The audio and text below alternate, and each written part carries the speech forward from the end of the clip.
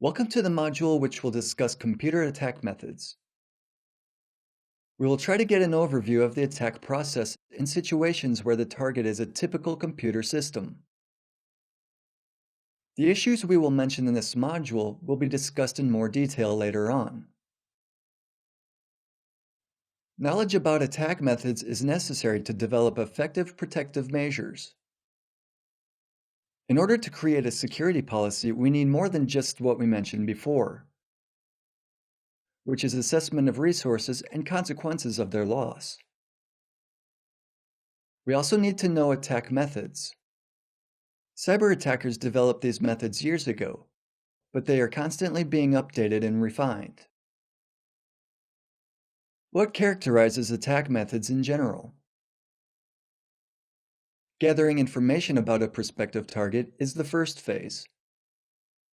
The information attackers are interested in may concern a certain system in general, or users of that system.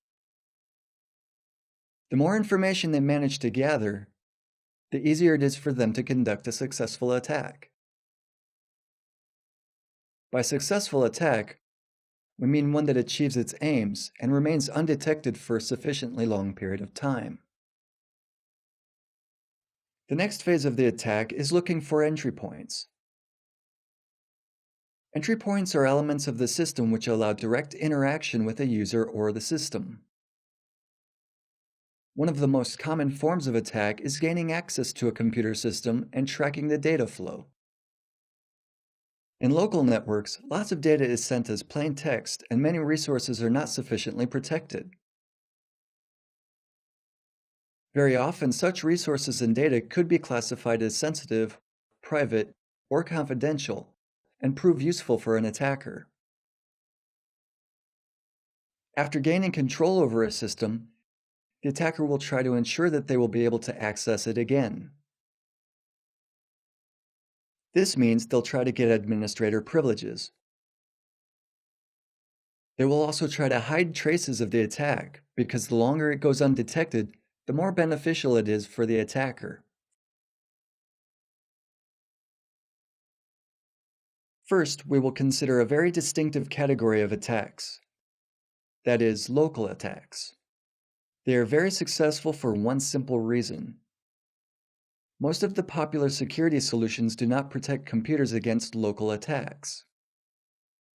As we've mentioned before, no computer program, which includes operating systems, can fulfill its function when it's switched off. If you run another operating system on the computer, you will get access to all data stored on every hard drive unless the data is encrypted. How can we get protected against local attacks? Technological solutions prove ineffective. The only effective solution is a security policy. A successful security policy will include careful control over who gets access to the computers. One of the most basic security measures for companies is to prevent unauthorized people from entering the premises. Everyone on the premises must be required to authenticate their identity. Usually, each employee is required to carry an ID badge that proves his or her identity. Moreover, there are ID badges for visitors. The problem is that a typical visitor badge is all too easy to fake. It's just a white piece of plastic with the large word visitor written over it. Everyone can make one for themselves. Making a unique ID badge for every visitor would be inefficient, but even a guest ID badge must be made hard to fake. A person wearing such a badge looks more trustworthy. You should also keep an eye on staff that work on the premises, but are not your direct employees. This may include contract workers such as plumbers, electricians, or telecommunications specialists. Remember that a uniform is not necessarily proof of anything. Nowadays, it's relatively easy to get almost any kind of uniform. Some may dress themselves as a postman or a chimney sweep in order to reinforce their fake identity. To counter this danger, give your employees clear guidelines on how to act when they spot a stranger on the premises. An employee should approach the stranger and offer to help in looking for a specific person or department. Strangers should not be allowed to walk freely on the premises. A stranger who manages to gain physical access to a computer can get full control over it.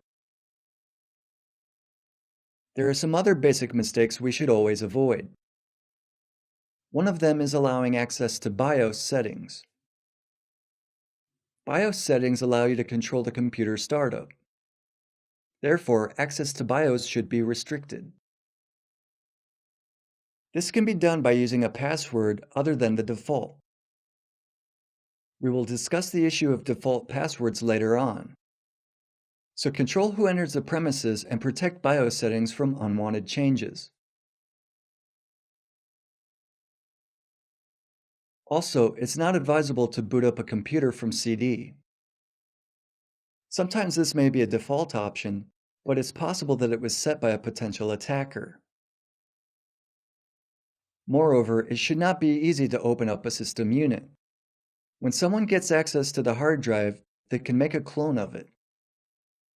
It's hard to protect your computer against such manipulation. However, a user or an administrator should be able to tell whether the computer was compromised in such a way. Normally, you should not leave computer cases open.